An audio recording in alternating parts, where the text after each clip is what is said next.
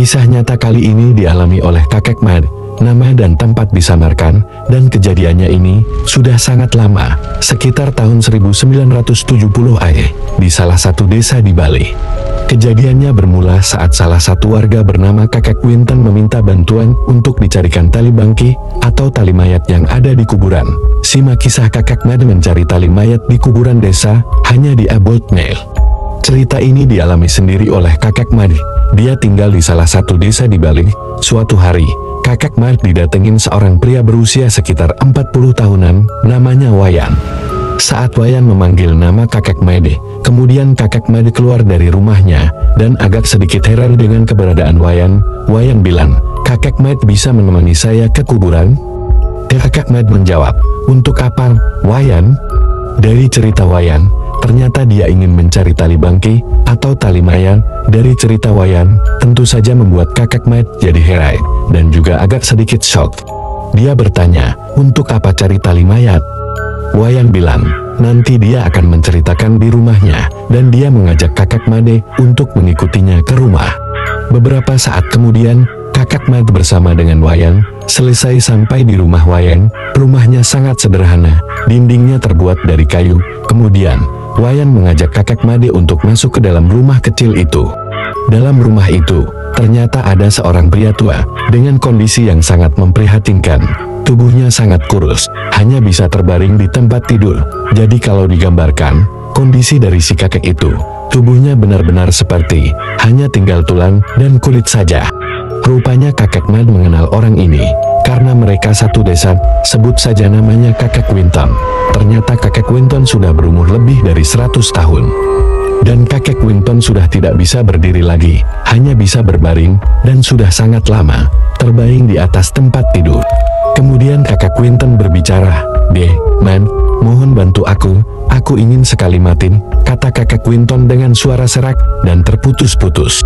Dan dia juga tahu, kalau kakek Winton konon memiliki ilmu yang membuatnya hidup abadi atau susah mati.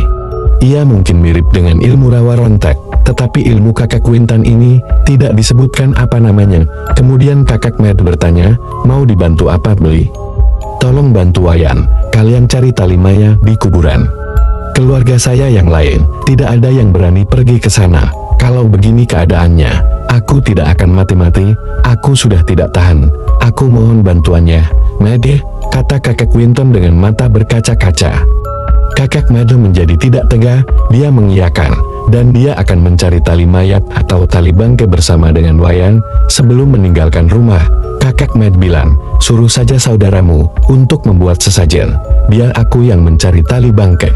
Wayan yang dari tadi mendengarkan pembicaraan antara kakek Made dan kakek Winton agak lega, karena dia juga tidak berani untuk pergi sendirian ke kuburan. Karena tidak boleh sembarang orang untuk memasuki area pekuburan, apalagi tengah malam. Setelah persiapan sesajen sudah lengkap, malam itu juga, kakek Made bersama dengan dua orang saudara dari kakek Winton menemani kakek Made untuk masuk ke area kuburan. Tempat tengah malam, kuburan di desa itu di tahun 1970-an masih berbentuk hutan lebat. Di sana ada 3 pohon beringin yang sangat besar di tengah-tengah kuburan. Kemudian, ketika kita akan memasuki kuburan, kita harus berjalan sekitar 100 meter untuk mencapai daerah kuburan inti. Kakek Made, Wayan, dan Kadek berdiri di depan pintu masuk kuburan, yang gerbangnya terbuat dari anyaman bambu.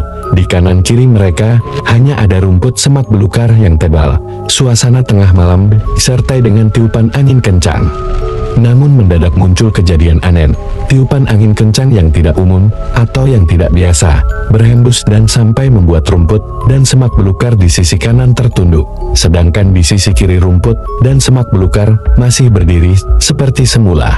Tapi yang lebih aneh, hembusan angin kencang itu tidak menyentuh kakek Made, Wayan, dan juga Kadek. Karena suasana tiupan angin yang aneh itu, kakek Made bilang, "Berhenti dulu, ada yang mau lewat, kalian diam, jangan bergerak."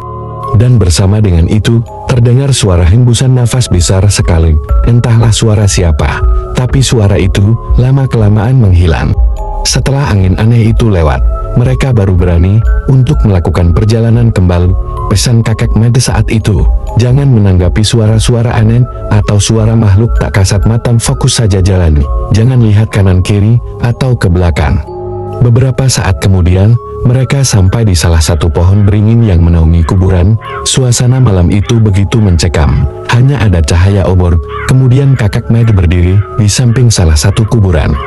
Kemudian mengaturkan sesajen, duduk bersila di depan salah satu kuburan, menancapkan obor di tanah, menaruh sesajen di atas kuburan, lalu berdoa minta izin untuk mengambil tali mayat. Setelah itu, mereka kemudian membongkar salah satu makam dan mengangkat mayat yang ada di kuburan itu. Kemudian kakek Mad melihat tali bambu yang sudah membusuk, lalu mengambilnya. Mereka kembali menutup kuburan itu dan meninggalkan tempat itu. Untungnya, ketika pulang mereka tidak mendapatkan hambatan atau gangguan dari makhluk astral. Sampailah mereka kembali di rumah Wayan. Salah satu keluarga Wayan langsung mengambil air satu gayung dan melemparkan air itu ke atap rumah. Wayan, Kadek, dan kakek Mad langsung membasahi diri mereka dengan air yang menetes dari atas atap. Menurut kepercayaan di desa itu, air dari atap itu bertujuan untuk mengusir atau menghalau makhluk halus yang sekiranya ikut saat mereka datang dari kuburan. Setelah itu kakek Mad dan Wayan langsung masuk kembali ke kamar kakek Winton. Kemudian kakek Mad menumbuk tali mayat yang sudah dia ambil dari salah satu kuburan, dimasukkan ke dalam segelas air. Ketika air itu diminum oleh kakek Winton, anehnya, beberapa saat kemudian kakek Winton sudah meninggal dunia. Entahlah, kakek Mad dan juga Wayan tidak tahu ilmu apa yang digunakan oleh kakek Winton sehingga membuatnya bisa berumur panjang dan susah mati. Konon, selain ilmu rawa runti membuat seseorang susah mati, ada juga ilmu batara karang yang konon katanya bikin susah mati. Nah, rupanya amalan yang sudah bersatu dalam jiwa raga inilah, seseorang akan susah untuk menemui ajalnya. Sangat susah untuk membuang ilmu rapalan. Ilmu itu sendiri disebut menjadi penghalang orang untuk meninggal. Apapun ilmu yang diamalkan atau digunakan oleh kakek Winton, itulah yang menjadi penghalang dia untuk susah meninggal. Percaya atau tidak percaya, kisah ini bisa saja terjadi.